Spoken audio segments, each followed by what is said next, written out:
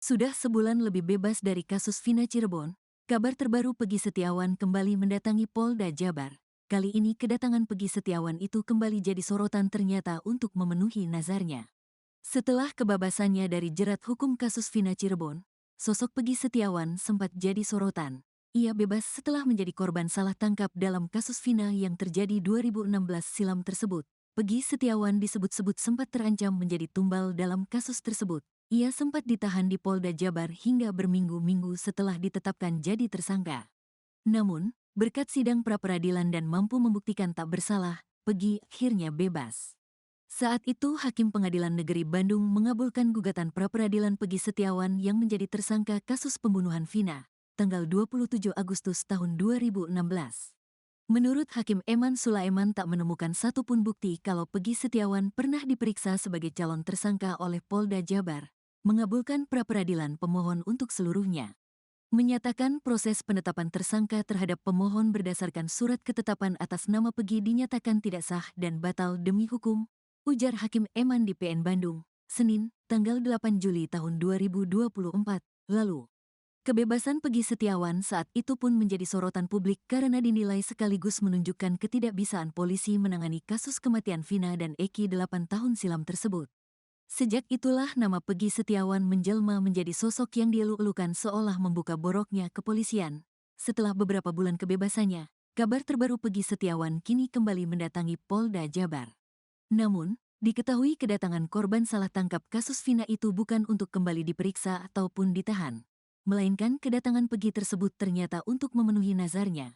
Setelah beberapa bulan bebas, Peggy Setiawan kembali datangi Polda Jabar ternyata untuk memenuhi nazar dikutip dari tribunnewsbogor.com. Ternyata setelah bebas dari kasus Vina Cirebon itu Peggy sempat mengucap nazar atau janji. Adapun isi nazar tersebut Peggy berjanji ingin memberi makan teman-temannya yang pernah satu sel dengannya di Polda Jabar. Untuk membayar nazar tersebut, Peggy Setiawan pun didampingi kuasa hukum dan keluarganya.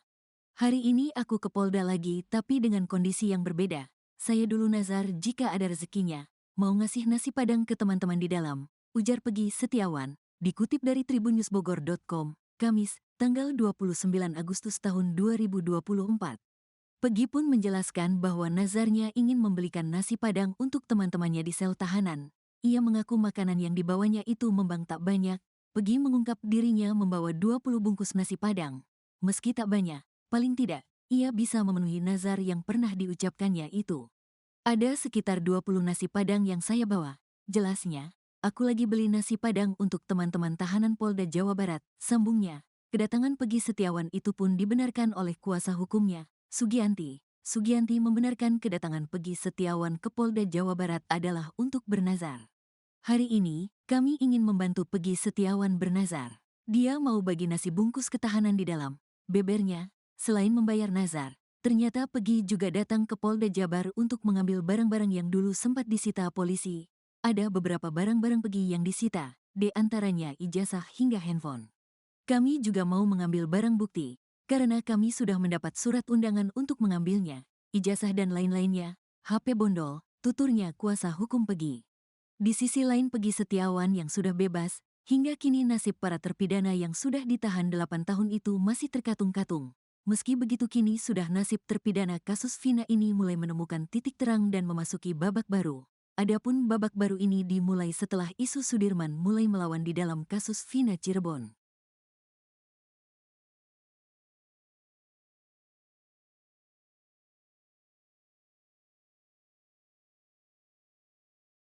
Praktisi hukum, Tony R. mendesak agar dugaan penyiksaan terhadap Sudirman, salah satu terpidana dalam kasus pembunuhan Vina Cirebon, segera dilaporkan ke pihak berwajib.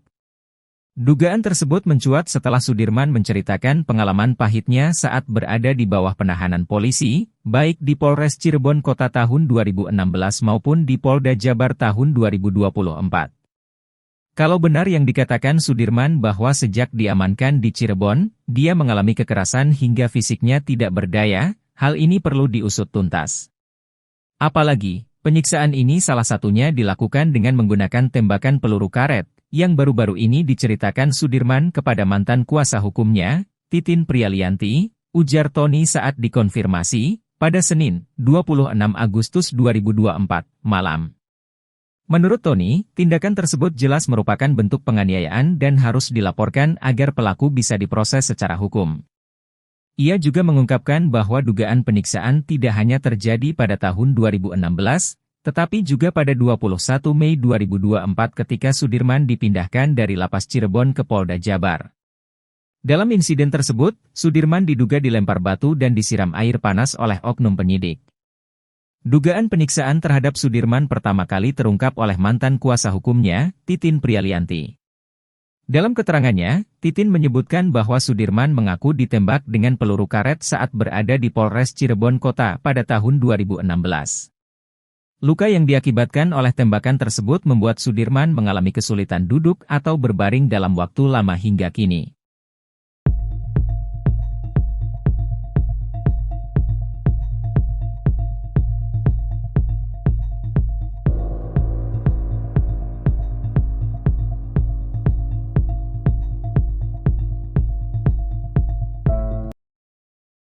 Salah seorang terpidana kasus Vina Cirebon, Sudirman kabarnya mengalami nasib pilu 8 tahun menjalani masa hukuman di penjara.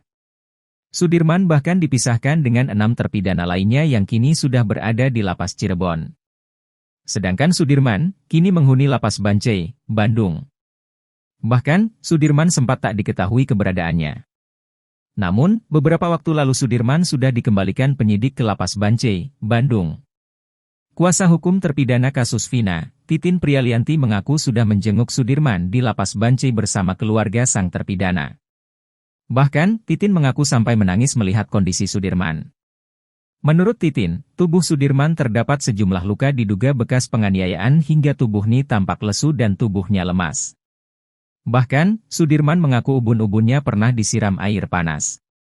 Kepada Titin, Sudirman mengurai beberapa luka di tubuhnya akibat penyiksaan diduga dari oknum penyidik, di antaranya luka bekas disiram air panas di ubun-ubun yang sudah mulai hilang. Tak hanya itu, ada bekas hitam-hitam di tubuh. Bahkan, Sudirman juga mengaku tak bisa duduk tegak serta gampang capek saat duduk tegak. Selain itu, ada luka cekungan kira-kira sepanjang 3 cm di punggungnya yang diduga luka itu bekas tembakan peluru karet. Selain itu, Sudirman juga bercerita soal penyiksaan yang ia alami. Mulai jam 4 subuh mulai dilakukan kekerasan. Sudirman dilempar batu, dipukul di Polda. Terus katanya kepalanya disiram air panas. Kan dia enggak mau ngaku peristiwanya, ungkap Titin. Sudirman juga disiksa oleh penyidik agar mengakui bahwa Peggy Setiawan sebagai tersangka kasus Vina.